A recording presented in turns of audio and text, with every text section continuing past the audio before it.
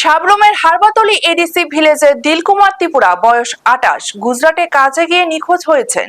দীর্ঘদিন ধরে গুজরাটে কর্মরত ওই যুবকের মোবাইল ফোন গত 16 আগস্ট থেকে বন্ধ রয়েছে। এরপর থেকেই তার পরিবারের সদস্যদের সঙ্গে কোনো যোগাযোগ নেই।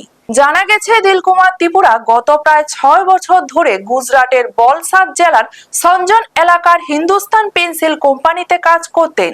গত 16 আগস্ট থেকে তার মোবাইল ফোন বন্ধ থাকায় পরিবারের সদস্যরা উদ্বিগ্ন হয়ে পড়েন।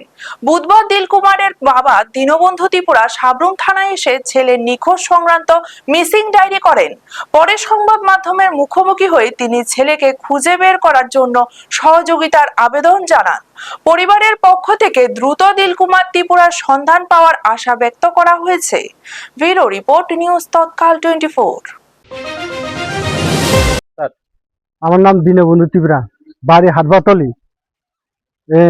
আমার ছেলে গুজরাট কাজ করে কলম ফ্যাক্টরিতে।